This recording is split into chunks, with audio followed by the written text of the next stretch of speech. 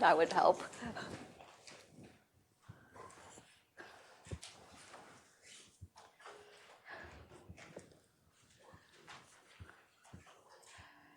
All right, good afternoon. So how did you like the projects projects presented last week?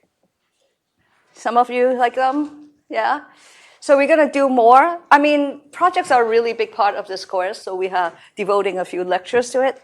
And it is another round of project proposals.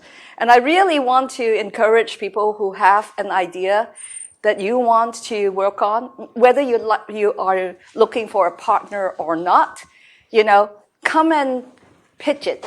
So the class is a little bit big. I don't really have the time to have every person get up during the formal project proposal stage.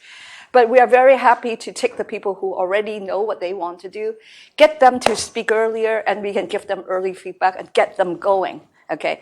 And listening to other people's projects is a great way of figuring out what what projects you may want to do. So we have shared a sign-up sheet, and please consider signing up for next Wednesday. This coming Wednesday, okay? It's a 5-minute thing. You saw what happened last time. And it was, there are so many different things you can do with this technology. So, think about it, sign up, and we'll have a good session on Wednesday. So today we're going to start with getting into the details, lecturing what do you really need to do to build working systems that actually can be used by users, okay? I don't know for how many years people have been working on NLP projects, and they don't really see the light of day. They are papers. And they say, I have a conversational agent, and then you try it. It just doesn't work, okay? We were in the same boat 2 years ago. We did a lot of work. It is better than anything else out there. I still could not put it up. But now we could. So that's exciting for us. Because what that means is that you can now get user feedback and go to the next round of research, okay? It is never finished. It's not like, oh, I'm finished with this research. But the point here is that you get feedback in the wild. You do different things, okay? So today we are going to talk about grounding on free text. And we're going to use generation and IR, information retrieval. How many people have heard of information retrieval? Okay. So there are 2 goals in this lecture. The first one is, what does it take to create a chatbot? I want to emphasize, I'm not doing just question and answering. I'm doing conversational, okay? I want it to be conversational. And of course, we are not allowing hallucination. And what we're going to do is to learn about the state of the art. And we will be talking about WikiChat. We introduced it in the first class, but we didn't talk about what it took to build it. And that's what you're going to hear. And the second goal here of this lecture is how do you engineer with LLMs, basically, okay? It is, we learned a lot, okay? So one thing that I have noticed is that if I have a student who doesn't believe that this problem can be solved using LLMs, it will not work. Okay, they try it, they say, see, it doesn't work. I told you so, it doesn't work, okay? But the most important thing is that you should have a good, educated guess on whether it works or doesn't work. And at this point, I'm very good at it, okay? And you have, sometimes it just doesn't work when you try it for strange reasons. It's not inherent reasons. So there are lots of things that we have learned, and I'm going to try to talk about it with in this particular use case to illustrate the details. So what we learn is that there is a new shift. It is, we have tons of people trained with, for example, the 224N style classes. And it is a traditional deep learning methodology, which is that you give me input and annotated output, And then you say, here is my training data. We fine-tune a language model. And actually, before people were actually making up new models. Now, more or less, people are using fine-tuning large language models. And then, that is the methodology. But the truth of the matter is that the LLMs have outrun the current NLP methodology. We've seen this over and over again. And the worst thing that has happened that we discover is that we just use existing benchmarks and annotated data, and we run it, and then the result is bad. And then what we realize is that LLMs are actually better than the annotations. Okay, so that completely changes this concept of taking these existing annotation benchmark and using it to tune your system. If it is already worse than the LLMs, I mean, we're in a different world. So when we build our system now with LLM technology, methodology, is that we're going to be building these pipelines where we use LLMs as subroutines. And you have to design your prompt very carefully. And how do you do that? It depends on the weakness of of your basic GPT LLM pipeline with respect to the problem that you are looking for. And what we discovered is that you don't know what the weakness is until you try it. You try it, you figure it out, and then you say, I have to solve this problem, that problem, and so forth. And then you got to the point where it works. And then you say, but it takes too long. So we use a distillation method, and we distill it down to the smaller models for speed and cost. Okay. So this has been our experience. This is the basic. It just gets more and more sophisticated as we work on harder and harder problems. And WikiChat is really our first example. It is probably the easiest among the things that we are doing. So this is why we are talking about it first. And there's a lot of difficulty here is how do you assess your new pipeline, your prompts, and how do you iterate? So here's the outline of the talk. We're going to start with a brief history of a lot of work. The history is large, but we're going to make it very, very brief. We talk about the metrics for the knowledge chatbot. We talk about how do you build, what is the idea that makes up the WikiChat. It's a pipeline of LLMs, as we discussed. We did the distillation on the llama. And then we talk about the assessment evaluation. And then at the end of that, I'm going to talk about going from the single language WikiChat to multilingual WikiChat, if we have the time. Okay? So let's talk about LLM chatbots. I want to remind you what we talked about in lecture 1.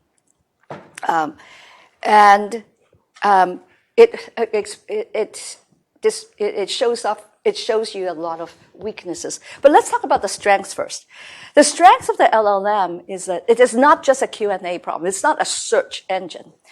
The reason is that you say something, it will tell you all related facts, interesting facts that you are not even asking. In the second class, we talk about the unknown unknowns. Okay, I don't even know what to ask because I don't know about it.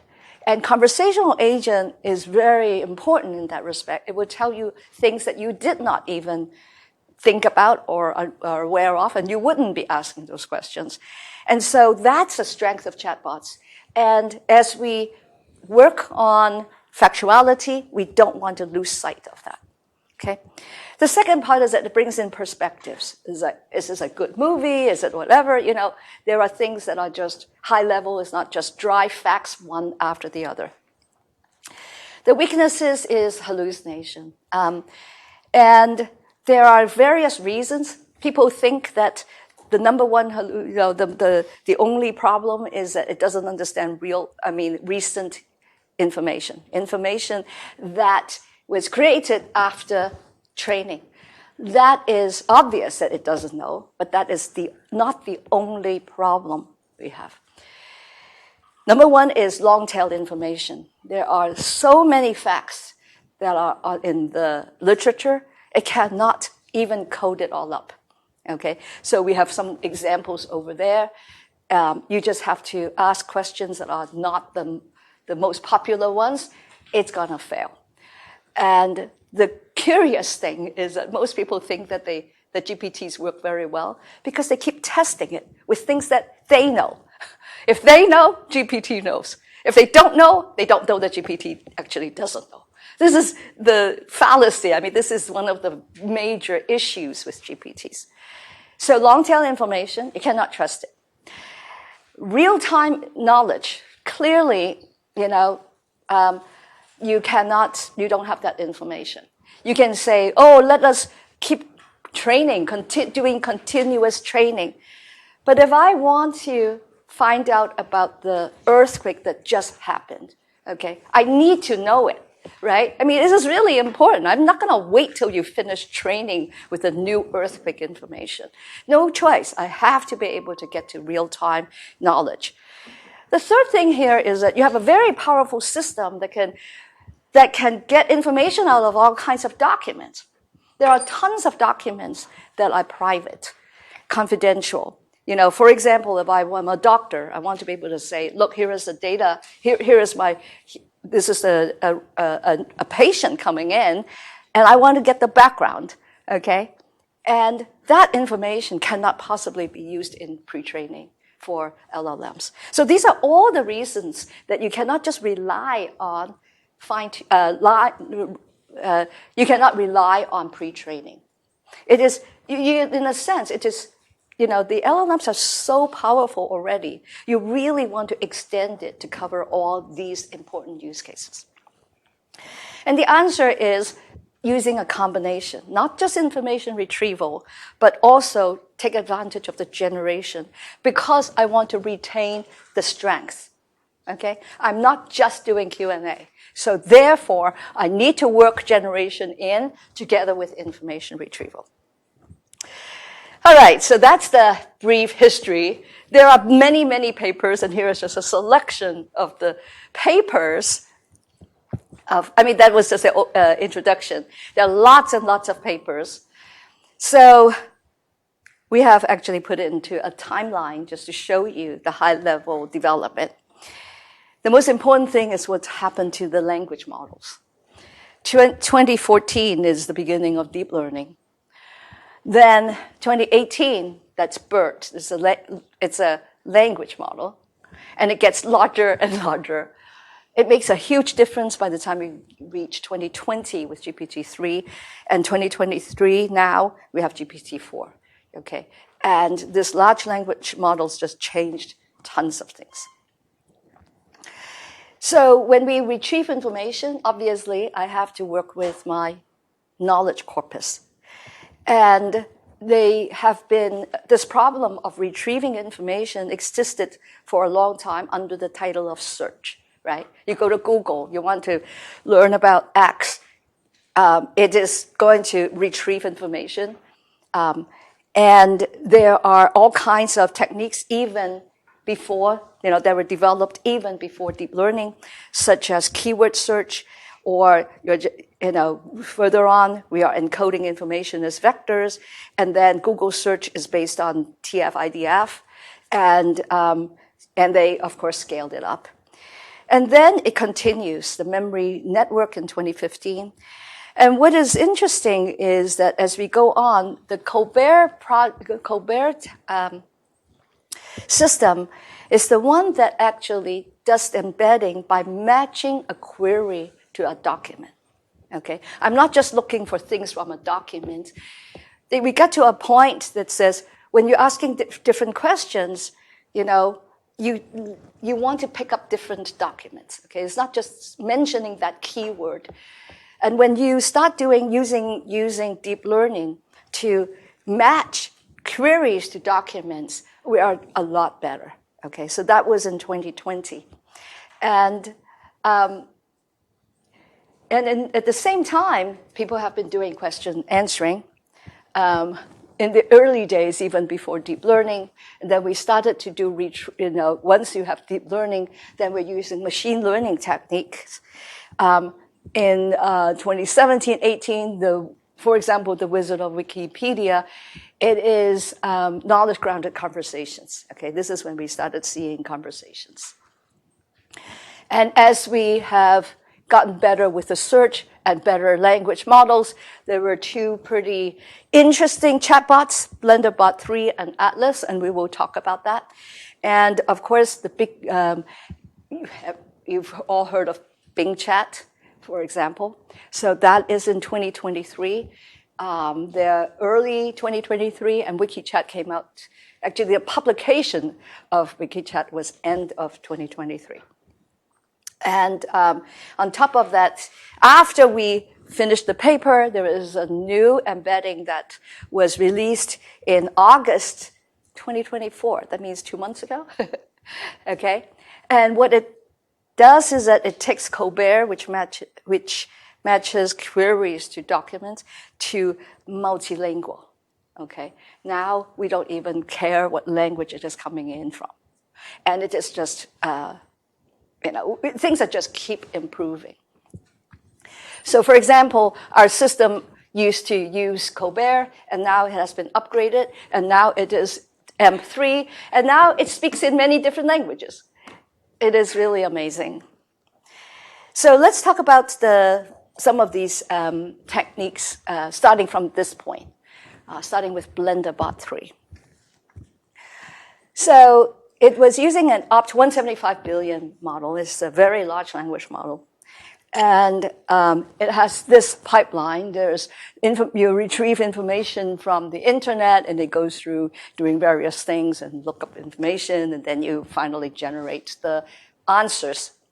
And it is built by fine-tuning on the combination of 20 large academic data sets. Okay, these are conversational data sets. And of course, it acts as a search engine. So they did an evaluation, and they compared it with previous state-of-the-art on 100 crowdsourced conversations. And as you see here, the numbers, of course, got better and better. The bold is the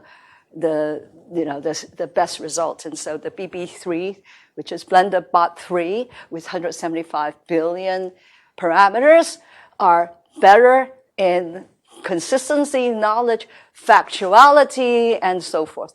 The factuality here is now at 2.1% error.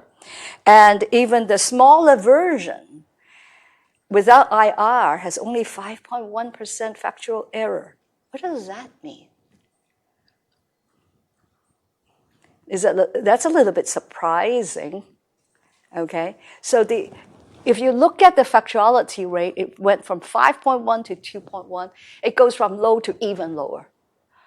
And this is without IR.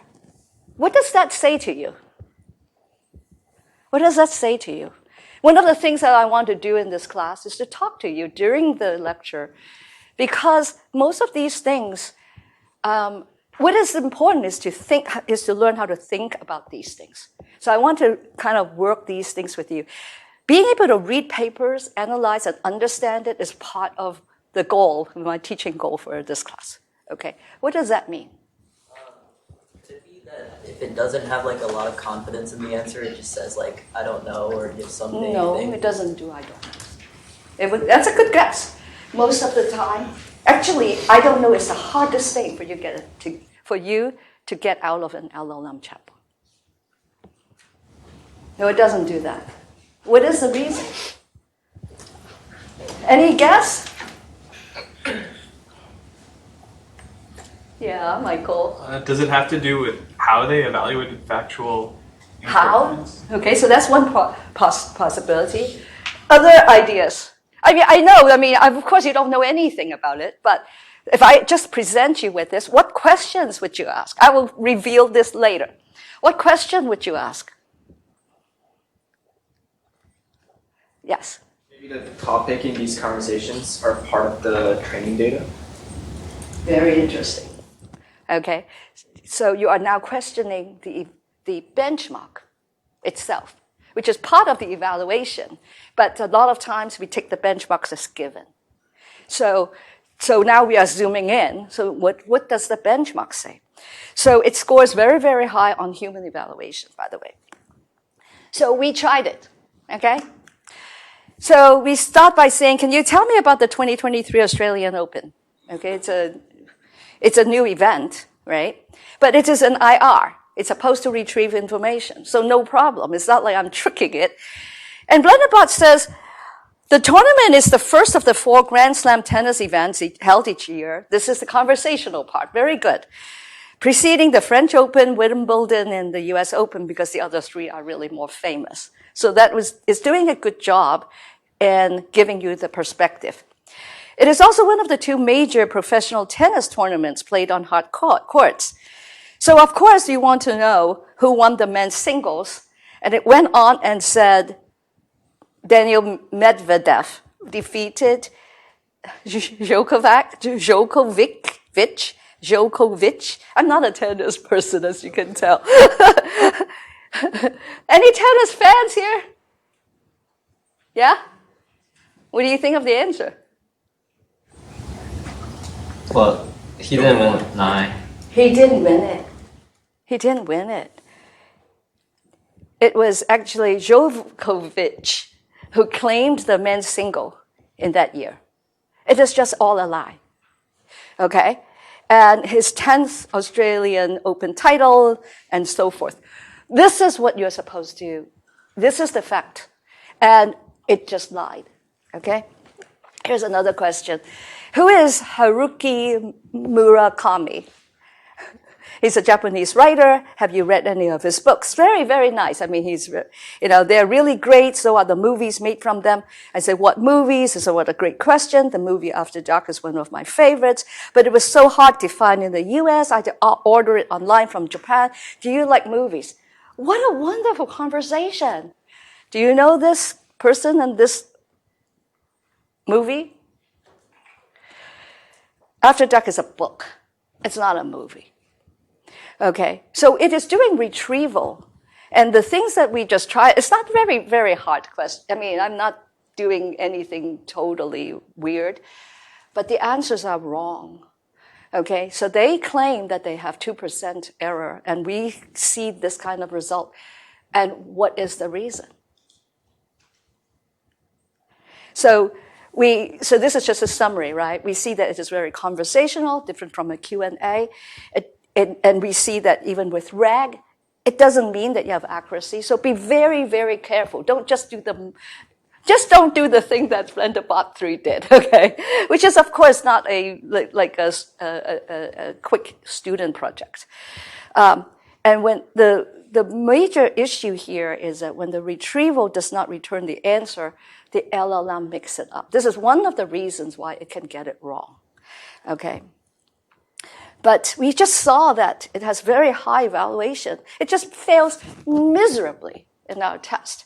Why? Okay, now I give you some examples of why it failed. So why? So what has happened? Why do they report 2%?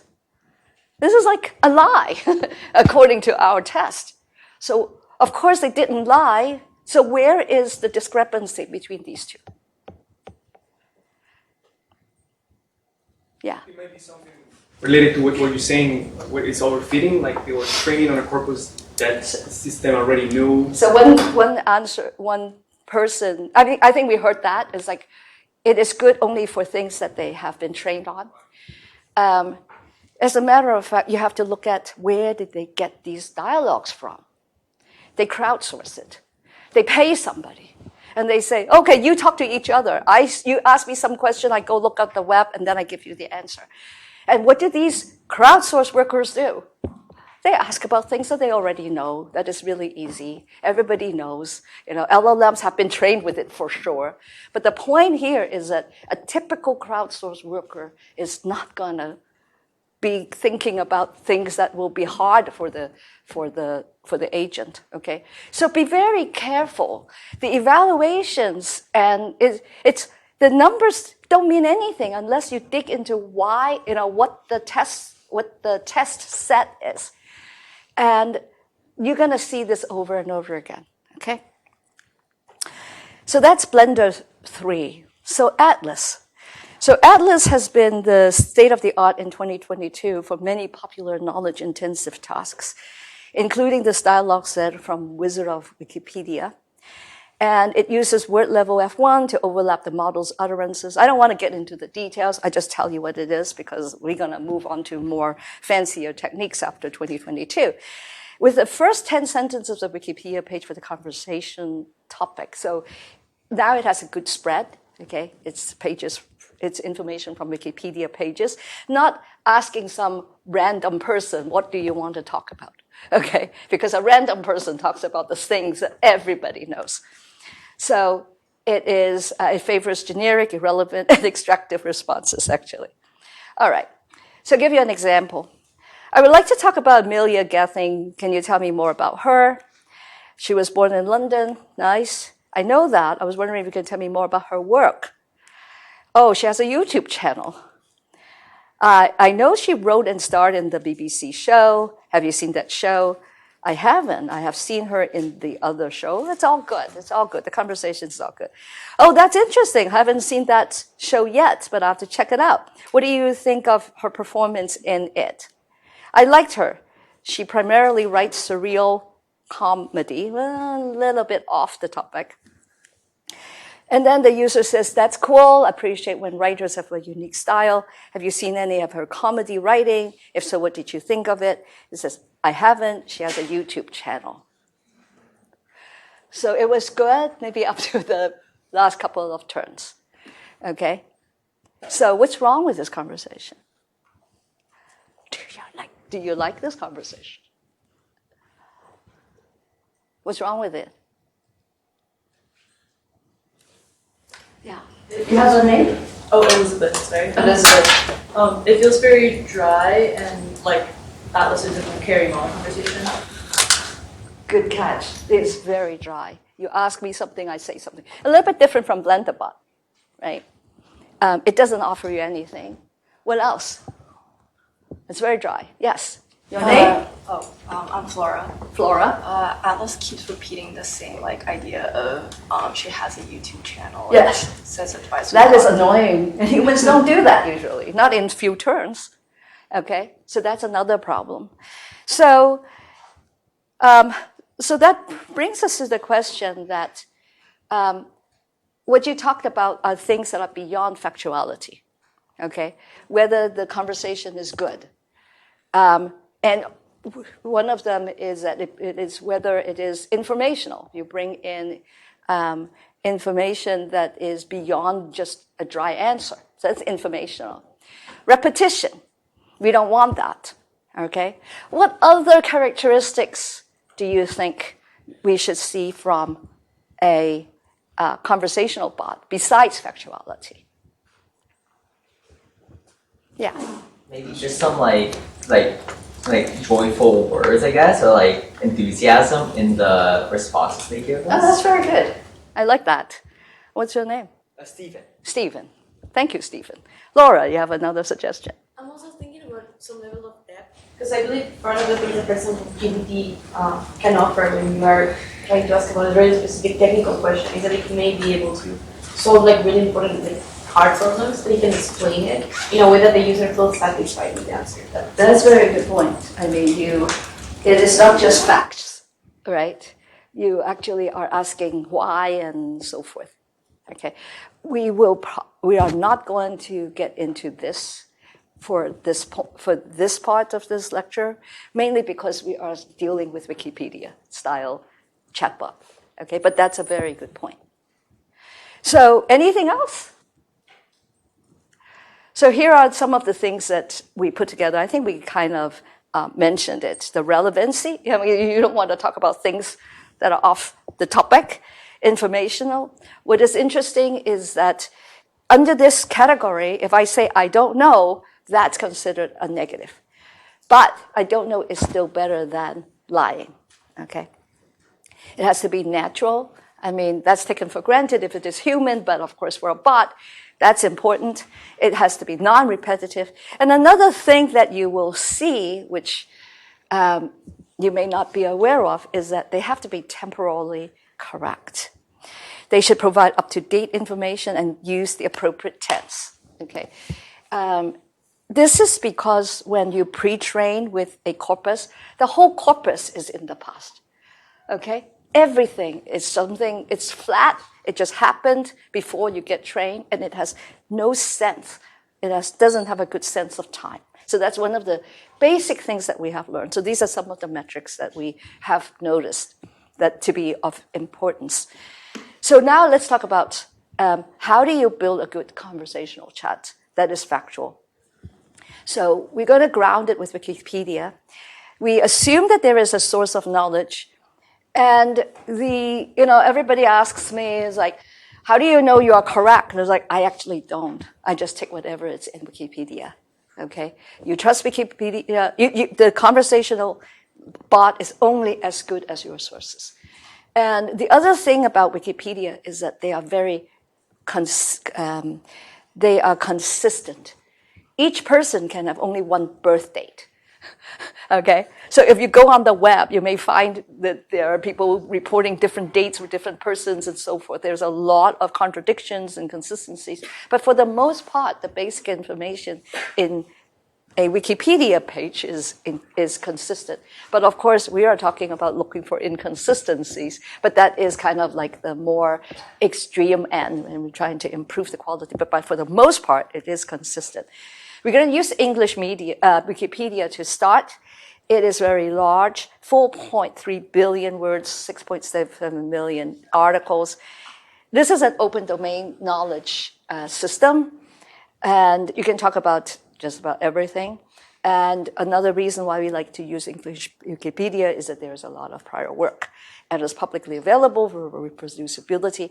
But the truth of the matter is that the work is independent of what your corpus is. You guys have seen us using Storm on other corpora, but the same thing with Wikipedia. With WikiChat, you can supply it with a different corpus, and it will talk with that corpus. So this is a WikiChat system. It is publicly available. You can go to wikichat.genie.stanford.edu. So since the paper was published, Sina Semnani, the student who spoke on Wednesday multiple times, he upgraded it to talk multiple languages. It is now sourcing from 10 Wikipedias, the most popularly, the Wikipedias that are most actively updated, 10 languages. And you get asked questions in all kinds of languages, not just those 10, and it will find you information from all the 10 Wikipedias. Okay? So one thing that is interesting is that English is by far the largest, but there is tons of information in all the other Wikipedia pages. And this is the first time where you only need to know one of these languages, and you can tap into all the different languages without doing any Google Translate yourself. Okay? Yes? Question. Does it happen that the information that exists in different languages are contradictory? You can get more contradictions because of that.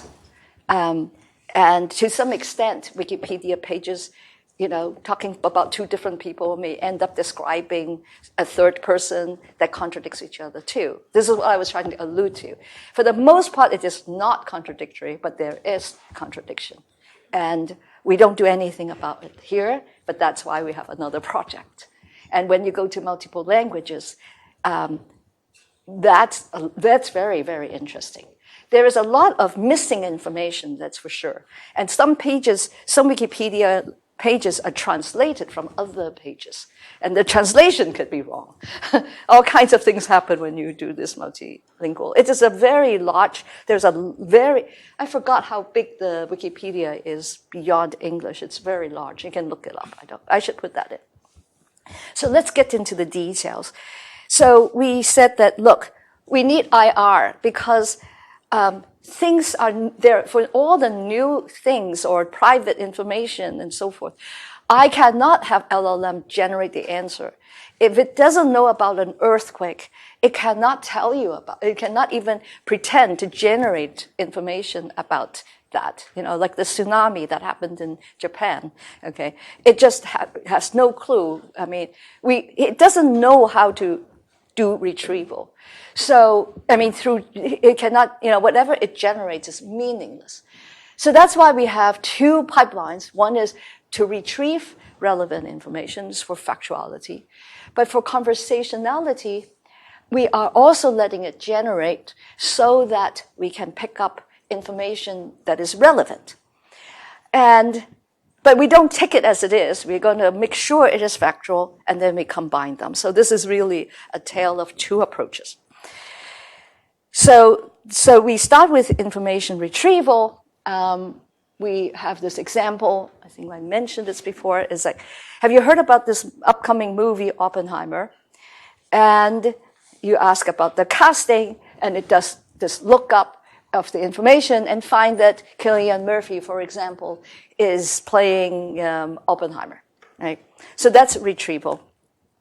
And at the same time, we also do generation, and here's an example where LLM would say, Christopher Nolan is known for his meticulous casting choices. This is the color, okay? We're now adding color to the answers, which is what we want. But then it went on to make up the actors. We discussed this because if he likes to use well-known actors, they have to, as it does next word prediction, has to predict some popular, well-known actors. So it just picked Tom Hanks and Michael Caine. Okay. And so at that point, we take all these raw information. What WikiChat does is that it turns it into the answer that is both factual and interesting. Okay, so as shown in that example. So let's take a look at how we do it. It turns out that this project needed 7 prompts, and they are few-shot prompts. They're examples to illustrate the things that it needs to take care of. And it took 3 people 4 months, not counting the full evaluation. It was started as a project in this class 2 years ago. There were 2 students with Sina trying to do this, and they thought that they could finish it in 1 quarter. It was generating something, and then it took actually another quarter to finish this project. And why does it take so long? I'm just doing RAG. Everybody knows how to do RAG. You just pick a retrieval in front of it and you say generate. What is the big deal? Right? So this is what we have discovered, that the world doesn't have just the 8 planets.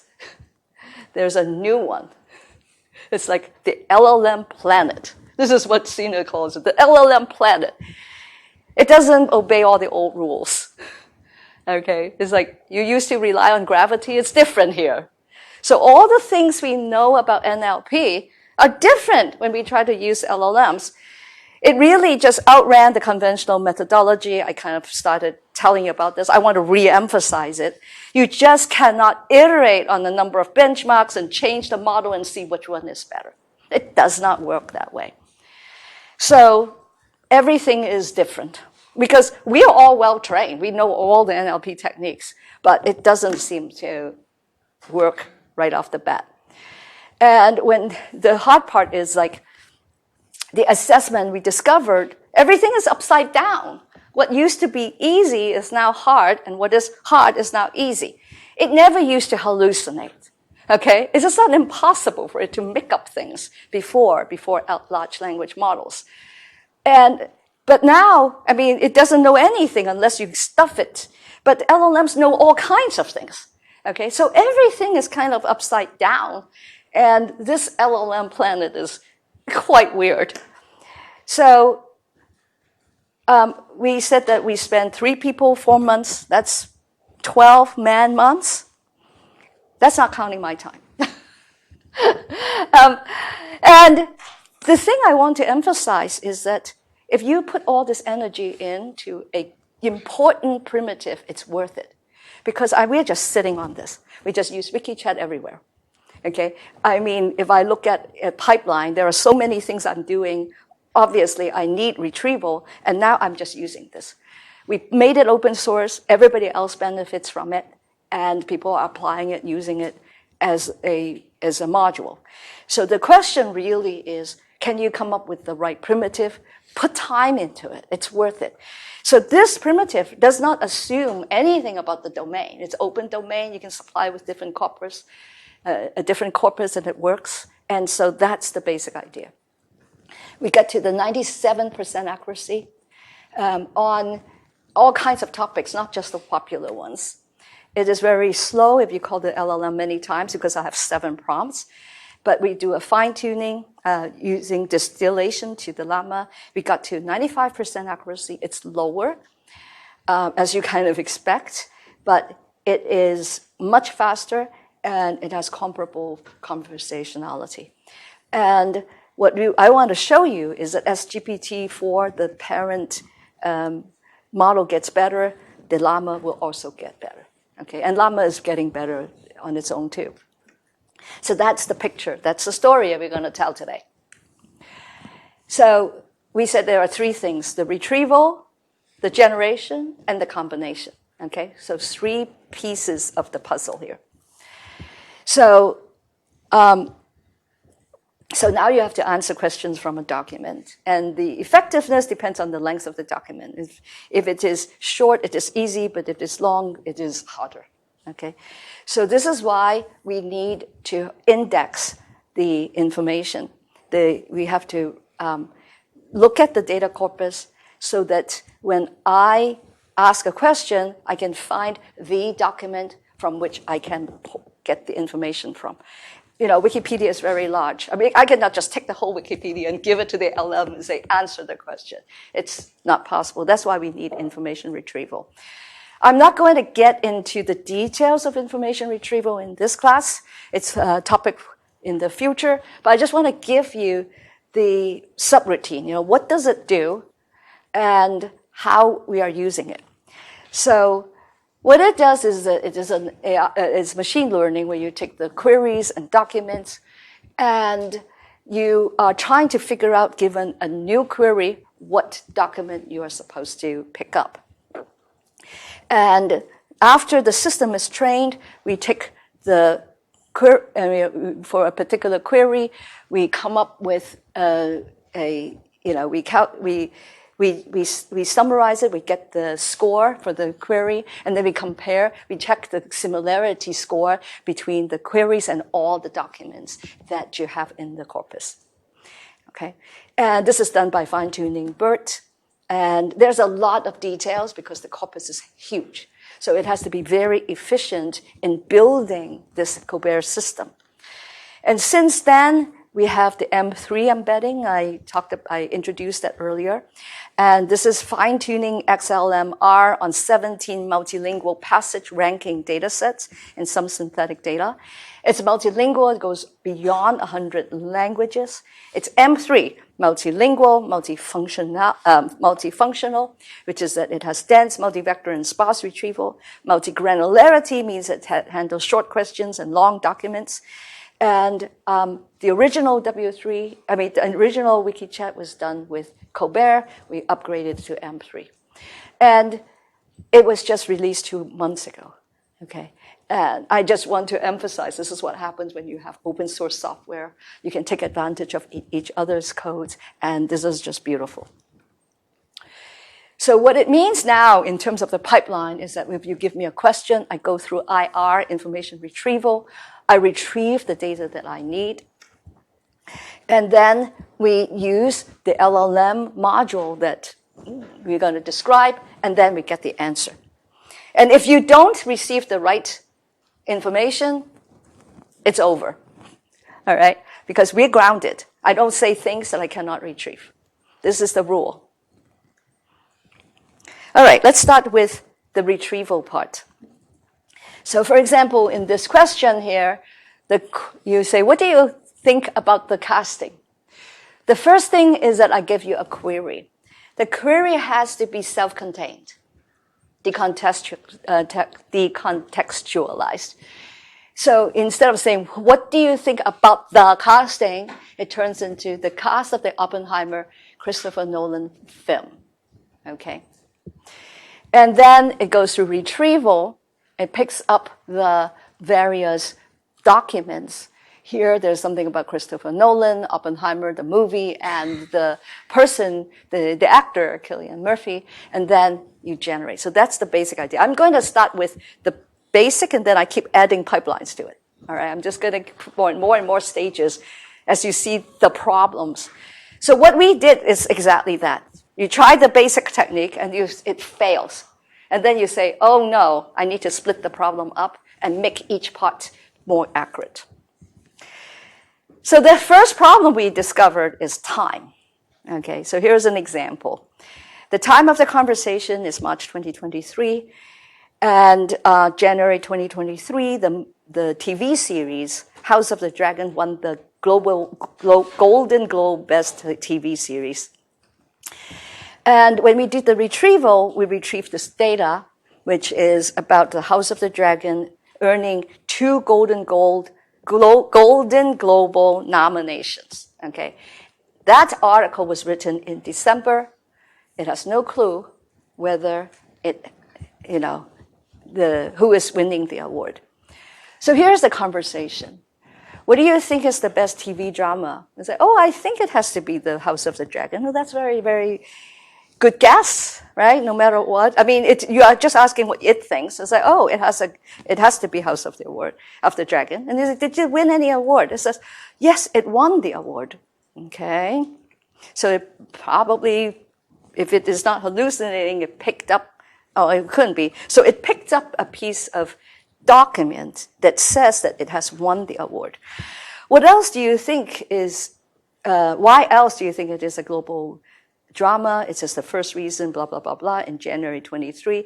Now it is elaborating. And then it starts by, and then it went on to say the series is expected to win this award. Okay. It kind of forgot that it has a document that says, oh yeah, it has won the best drama series. But in the meantime, while I'm talking about whether it's good or not, I pick up information and I just report whatever I happen to have gotten. And it just went back to say, oh, it is expected to win. So it is wrong. And the point is that we're very very sensitive to time. This is now March, and you just told me that it has won the award. Why are you telling me that it is expected to win the award? So it is all screwed up. So what we have to do is to make sure that in the prompt, you teach it about time, okay? So it says that you are both located in this location. You want to be contextual both in time and space. Today's date is today, okay? Then, and then you say, what do you type in the search box? We are trying to tell the system how to generate this query. You say, what date do you want the search results to be? Enter reason if you're looking for the newest result. Enter none if the date is not important. Okay. So, and then we give it an example. So this is very important because we're used to time. You don't want to mess up. But the problem is, how did we discover that this is a problem? Okay. This is all because we are trying the system and discover that it just screws up time. And you have to fix that. But it goes back to the question, how do you make the improvement and assessment? Currently, we're just trying it by we try to break it. Okay, coming up with the things that is likely to break it, because we don't have a data set to test it with, and nor can we learn from that. Okay, so that's the experience. And so going back to this problem, they're going back to this pipeline, so we add the better query prompt in here, all right, to put in time. Then can we just give all the retrieved documents to the LLM and expect to be correct? So let's talk about RAG now, Retrieval Augmented Generation. So we tried out Bing Chat. it's a commercial system. This is Microsoft. It's a very serious piece of work. And what Bing Chat does is that for verifiability, it always adds the citations to tell you what the data source is. So that's very useful. We always want that because, we're dealing with AI. We want to have interpretability, verifiability. So it turns out that in this paper, Nelson Liu et al. With Percy Lang, they discovered that only if you take the Bing Chat results, less than 60% of the facts are actually grounded in the citations that it gives you. It doesn't mean that the answers are necessarily incorrect, but they are not, 40% are not coming from the citations itself. Okay, so it adds to it. What it adds sometimes is correct, sometimes it is not, but it fails the citation test. Okay, they say this is a citation, but it is not even true. All right. So the second problem is that the answers are dry and it's not conversational. So that's what happens if you use a well-polished RAG system. So we did our own experiment. I just want to give you some experiences. Like, what does that mean that it is not grounded? So we did this experiment on Stack Exchange. Well, you all know what Stack Exchange is. It's a community question answering system. The Stack Overflow is one of the products of Stack Exchange. Stack Exchange actually answers questions across many, many things. Of course, the most famous one for us is Stack Overflow. And we provided this prompt. I am browsing cooking.stack exchange. Please find me the related information from the website and form an answer. Remember, your claim must be supported by information from this website, and you shouldn't make it up. This is what we gave to Bing Chat. So here is an example of the result. You say, hello, this is Bing. I say, okay, hey, do you know any tricks to figure out if my chocolate is properly tempered? And Bing answers the question. It has citations, and it looks really good. Okay? But then we look into the citations. The first one, it is true, that is the good answer. But the second one, it's just wrong. Okay? And the third one, you give me the citation. I read the citation and check if that is what they say, but they are not true. Okay? So there is a mismatch between even the cited sources and the information that is given back to us. Okay? And that is kind of disturbing, wouldn't you say? Yes, Stephen. What do you mean by the information is not true? Is it because it's just like someone answering the question, but then their answer was completely false? No. Okay, good question. So you see take the second one. Another is to read the label and see if the primary fat is real cocoa butter and the bar is at least 30% fat by mass. Okay, that's sentence with that citation too. You look up the citation too, and you couldn't find this piece of information. So they made it up from that source. Something, I don't know. I mean, that's hard to interpret. Yeah. They claim that sentence comes from that citation. It does not. Where did they get it from? I don't know. But it is not from that citation. Is it correct? I don't know. But it is. The point here is that they say it is cited, but it isn't. Okay? Normally, when you see a number like that, do you go check it? No, you just assume it. Right? But if you go check it, this is what the paper found. Only 60% is checked by the citations. And this is a real-life example of it, okay? Because you can look it up, but it doesn't say anything about the sentence that was given. This is very odd, okay? So, in other words, in our experiment, when it comes to Stack Exchange, 9 out of the 10 results from Bing contain hallucination. 9 out of 10. Okay? Partly because Stack Exchange is not your most common data set. Okay? We are limiting it. And it doesn't have maybe a lot of information from the web, and not like you're searching from the web. But no matter what, 9 out of 10 are wrong. And what we see here is that if the information retrieval does not return relevant result, LLMs do like to hallucinate. And what is the solution? The solution is don't even ask the LLM to come up with the answer. You are retrieving information. Just ask if this information is relevant. Relevancy is easy for LLMs. Answering questions is not. Okay? So the point here is that we are just going to take the information we retrieve, we summarize it, that is done well, and we ask if it is relevant. If it is not relevant, we kick it out. All right? Because you don't want to have random stuff in there. And if you ask them to do those two things, it has no room to hallucinate. That is the key observation. Okay? You know what LLMs can do. You only use things that it can do well, if you can. Yes? Does the summarization have knowledge of the question or the query? You give it the question, and then but you are asking to, oh, no, sorry. I'm just asking it to summarize. I do the summarization first, and then I filter. The filter gives you the relevance.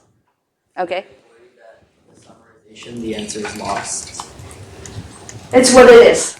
We are very keen on getting the accuracy, but you're right. If I give it the question and as I summarize, and it has a very strong urge to summarize it with respect to the question, and that you don't want. That's what I recall. And it's all open source. You can go check it out. Yes? So if the LLM is not directly asked to answer the question, Not at all. then how does it give a response that sounds like it's answering the question? You will see. Okay, that's why we have 7 prompts. Okay, this is just making sure that information retrieval does not get you wrong facts. Okay, 9 out of 10. Don't forget that. Okay, just keep that in mind. Whatever you do, it can be really wrong. So we filter each paragraph. So for example, here, you give me this paragraph. It says much of the Oppenheimer movies cast signed on that date and so forth. And then you just filter out the information that is not correct. And then you get this much of the information back out. So this is summarize and filter. So here is the, sorry, you are right. We did give it the question. The query. Okay, I'm looking at the code here. We know the question, and then here is the title, here is the article, and then what we say here is to extract the verbatim parts of this article. Okay, that's when we tighten it up, so that it is possible for you to have a paragraph to say many more things. You're pulling out that is the verbatim parts of this article that are related to the search query. So that gives you the better answers. Okay, good. So this is the way we approach it. So in other words here is that the retrieval, you have to be very careful. We are using the M3 embedding at this point so that you can do multilingual. It matches questions to the document. And you have to look at the details. You have to worry about the time. We talk about the summary and the filter. All the details are in the prompts. I mean, it's not that many lines of code, frankly. Okay, so let's talk about generation. So we say that that's a retrieval part. Let's do the generation part. And we know that there is lots of hallucination when you ask LLMs to generate. But we need to do this because otherwise it would be very boring and factual, right? That was the question that was raised just now. So what we do here is that we take the generated answer and we fact check it. And fact checking is actually very hard. You see, I really want to get into the details because this is what you need to do a good job in your project, okay? Don't gloss over anything. So why is fact-checking hard. So here is an example. It says that who are the top 3 in this tournament? It's the women's Olympic qualifying tournament. CONCACAF. So it determines which national teams from the North and Central America and the Caribbean region would qualify for the Summer Olympics in soccer. Okay, so that's CONCACAF. Okay, not the most popular thing on earth. I mean, GPT is not going to remember that, perhaps. So anyway, so this is the information that you can retrieve, and it says, oh, this is we can retrieve, and it says, oh, it can generate. Sorry, it does actually generate it. It says the top 2 teams from this tournament qualified for the Olympics, United States and Canada. There wasn't an official 3rd place in this tournament since only the top 2 teams advanced to the Olympics. So this comes from GPT. Okay? So you want to fact check this. Is this correct? Well, it turns out that the United States and Canada do represent the North and Middle America and all that, but that sentence is actually incorrect. It says that there wasn't an official 3rd place in this tournament, since only the top 2 teams advanced to the Olympics. It turns out that there is a playoff game. After the number 1 and number 2, there is number 3 and the people who didn't make the final playoff. They have a separate competition, and this is Mexico and Costa Rica, and Mexico won. So we actually have a 3rd place finish. Okay, so that statement is actually incorrect, that there wasn't a 3rd place finish. All right, you see all the subtleties? It's not that easy. It's like, is it true? Is it not true? It's really not that easy to figure out how to fact check. And it is not all the answer is wrong. Part of it is wrong. So fact checking is old. It is not just in CS. It is actually in real life. For example, journalists are always fact checking. When they publish an article, they have fact checkers that look at the article and split them up into one claim at a time. Seriously, we met a person, a journalist who has been working as a fact checker for like 20 years.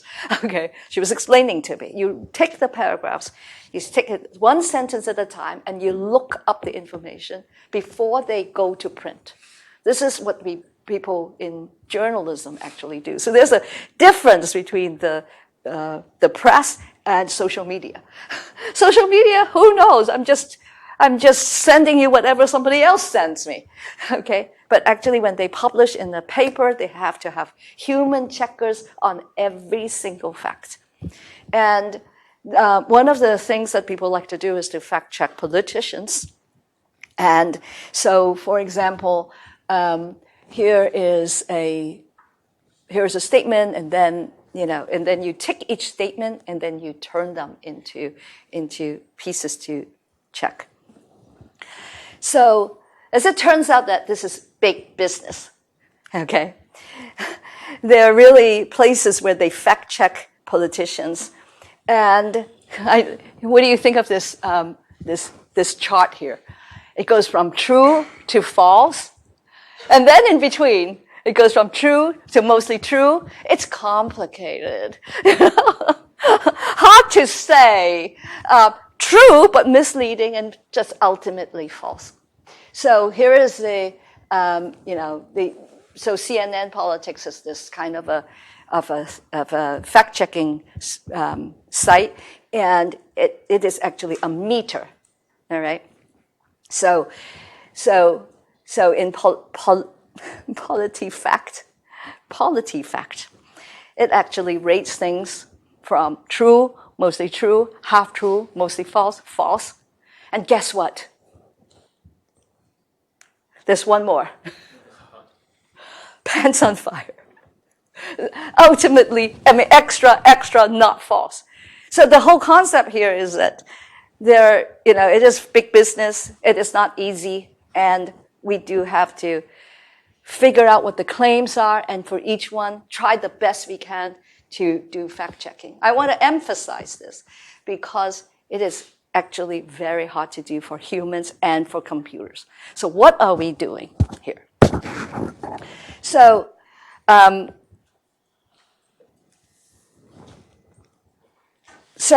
when you talk about fact checking, in our project, we simplify it. Okay, we are only fact checking against Wikipedia. If it is not in Wikipedia, we say we don't know, we cut it out. I'm not saying it is false, but I just cut it out.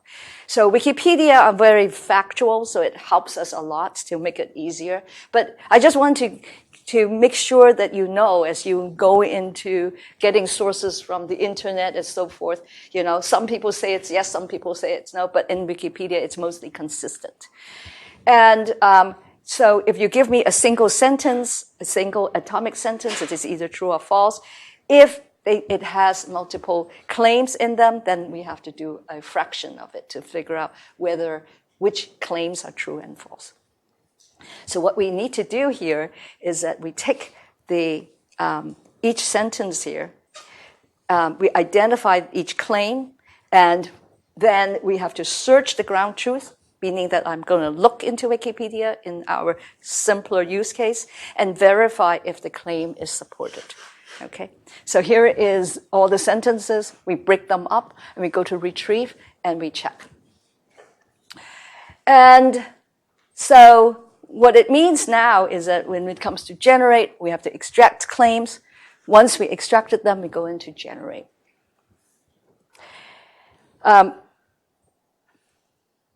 now let's talk about the fact check that we have to go in order to filter out the unfact-checked claims. So this part, we are just asking GPT. It's like we retrieve the Wikipedia articles. We say, here is the claim. And you ask GPT, is this supported by the article we just retrieved? But it is done claim by claim. Yes, Laura. I was wondering, how does this fact checking work for more technical tasks? For example, solving a math problem.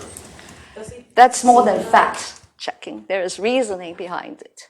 I mean, seriously, Wikipedia is nothing but a bunch of facts.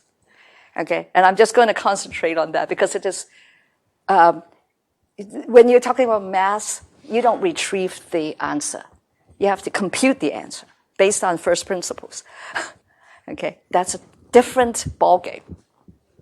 I mean, maybe there is a table that says the multiplication table or something. But typically, you have to compute the answer. And that goes into reasoning. So we're just, right now, working on the easier problem. But you see, we are already spending so much time just to get basic facts right. Okay? So you see that there are many, many prompts. Each time I'm calling GPT, am I doing a good job? It turns out that claim identification can be done well. This is all experimental. I mean, nobody says that it does a good job. We have to figure it out. It turns out that the claim identification is good, and it can be used. You can use GPT-4 on it, and we just have to make sure in the prompts to make sure that the claims are self-contained. Okay, it refers to all the entities mentioned in the conversation that is relevant to that particular claim. You don't just say, "Oh, what is the time of that?"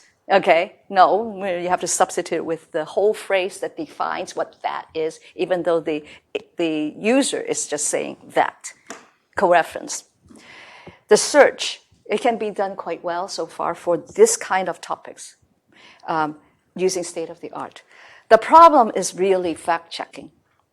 And we found that if you look at the literature, it just says that the automatic fact-checking is limited. 67% F1 with fine-tuned llama, 83% with few-shot ChatGPT.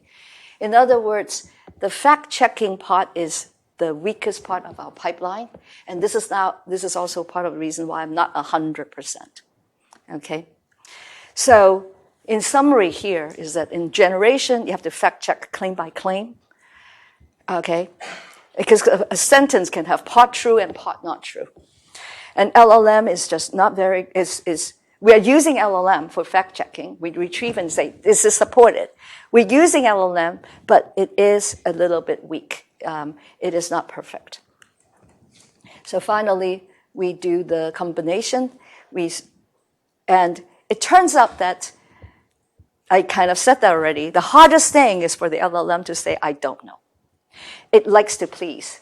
It likes to give you an answer. So what we do is that when no information remains in the topic, we have to produce, the draft will produce, sorry, I'm not sure. Okay, so this is explicit. This is something we have to work in. So I go from fact check, then I take that, I go through draft, and I come up with a bunch of a few pieces of things to be assembled and refined into a good sentence. So that's the basic idea. And in this example, we call LLMs many times. There's 5 as the basic, and then N for the number of documents retrieved, and C is the number of claims generated. Okay? That's what it takes to answer a question. So I gave you the final answer. I just want to talk a little bit about, since we did this work, we have hands-on experience. I want to talk about what makes this design challenging. The things that you can do is very large. How do we break down the task into components? It looks reasonable to you, perhaps, when I present it, but at the beginning, we don't have those pieces. We just say beginning and the end. It's like, oh no, it doesn't work. It's like, let me introduce this and so forth, okay? And then you have to decide what are the inputs, and then the few shot performance is sensitive to the instruction and the choice of few shot examples. And there's a lack of automated metrics. The key here is that you don't have a set of canned tests and say, oh, it works. It gets to this level. Let me change a few things and go back. We don't have this. So what did we do in this process? What happened is that every week I meet with the team. The team says, look, it looks pretty good. And I say, how about this? And it doesn't look very good. And then they go back and they fix it and they say, oh, it looks pretty good. I say, how about this? Okay, so I'm not saying I'm the only ones who come up with the hard questions. They were coming up with the hard questions. They fix it. But when they come to me, I throw in a few more questions. And every time we try, we just keep running into problems, week after week after week. And one week, finally, I still remember, it was pretty interesting. And I just said, look, you have got this problem. They went away this time for 2 weeks. And they come back, and all of a sudden, it just works like a charm. Okay, because we have put all the pieces together. And, and that was the first time we actually have a good conversation. And then it just kind of, we tune a little bit more, and that's what we've got. So as far as WikiChat is concerned, which is mostly factual conversation, we were able to identify the tricky spots, and we know that every piece of the prompt, every part of the pipeline is needed in order to generate the answers that we want. Okay, so after that, we do the distillation because it is too slow.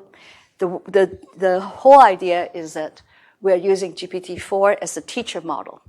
So we have a long pipeline, right? It seems to work well. So what we are just trying to do is to speed up the performance and lower the cost. We are not trying to improve the result. The fine-tuning step here is not to improve the result. It's just to make it faster and cheaper. Because GPT-4, using the GPT-4, we're able to take the inputs and the inputs and the outputs, and it looks pretty good. And then we take that and we generate many, many inputs, get the many, many answers, and you use that to fine-tune a student model. And after that, it went down from the 40 seconds to 4 seconds. I think we have, and it is just faster, cheaper, and more private. But this kind of distillation, because we're distilling on a much smaller model, and we're just using the results from GPT-4, we are not expecting it to actually get better with fine-tuning. Okay, this is something that we should know. So in other words, you don't need to worry about distillation until you get the full pipeline to work for this kind of problem. Okay, there may be other kinds of problem where I could not possibly get the prompts to work. That's saved for another day. Okay, so you get the prompts right. Don't worry about how long it takes. If it needs to have multiple passes, put it in. Okay, don't pre-optimize, and then you can try to distill it down, and then you can speed it up in the end. So that's the basic idea. I think I'm going to stop here and not talk about the assessment. It is a long story because everybody will have to deal with assessment. And it was kind of tricky. So we ended up using both automatic and manual techniques. You cannot skip either of those two. And we'll talk about it next time. All right. Any questions? Yes. What's your name? Jay. Why do you think the big chat had so many inaccurate responses? Do you think it was again during evaluation they were evaluating the wrong test cases and learning? I don't know. I really don't know. I mean, the citations, you don't have to do much. You go to Stack Exchange with 9 out of 10.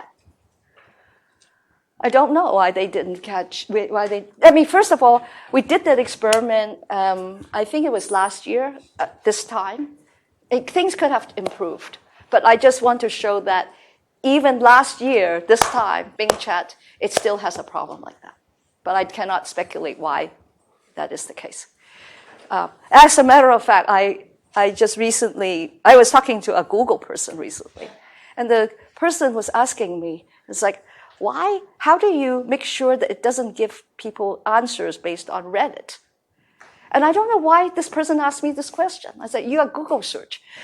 You can tell it not to use Reddit, right? So if you look at Storm, we said we can only search on the websites that are approved by Wikipedia. This is just fundamental because you know that the internet is just full of bad knowledge, right? So all I'm saying here is I don't know why they are not doing it, but they are in the end they are just engineers in these companies. And what did they test? What did they do? I don't know. I think that if you test it on, I can tell you this, if you test it on the regular data sets, you get into trouble. The bottom line here is that compared to today, NLP 2 years ago is like in the Stone Ages. Okay, it is that much of a difference. And the data sets are usually very dumb. They're very simplistic. And you can be tuning against that, and you're just missing the whole boat. And that is, I always wonder about the fact that, that the Google models, they spend a lot of time on tuning it on academic data sets. Whereas OpenAI, they just took the model and put it out in the open. And you have lawyers, accountants, or random students, whatever, and they were using it for whatever they want. That wild data set is very, very different from all the academic data sets. Okay, so you have to be very, very careful that you don't want to be misled. You're not tuning for the academic data set performance because the old academic data set was built in the Stone Ages, and they only test those things that can possibly be more or less done a little bit. The conversations, everything are very, very lame compared to what we are doing in real life. And that's probably one of the reasons why OpenAI's model got so much faster, got so much better faster. It's in the wild. But I'm not saying that, I don't know what Bing or the other people did, but just something that the academics should know because we are very used to those data sets. Okay, I will show you so many papers that we have to hand analyze the result because we are better than the annotated data sets. If you tune with that, you're in trouble. Any other questions? So you can take a look at the prompts. I mean, I cannot emphasize enough that the devil is in the details. And the trick for my group is that we pick the most important things to clean up so that you can build on top of it. And it is worth it. And so we also benefit from other people's modules, like the M3 module. I mean, we knew that there was this problem, that we cannot handle multilinguality with the Colbert index, right? But hey, it just gets better when everybody puts out their open source models. All right? Okay, I'll see you on Wednesday. Just one more thing for people who show up late. We are opening up the Wednesday schedule for people to pitch their projects. And even if you know what you're doing, you've got a group, I encourage you to speak as soon as you know what you are doing so that we can give you early feedback. Okay? So this is this Wednesday.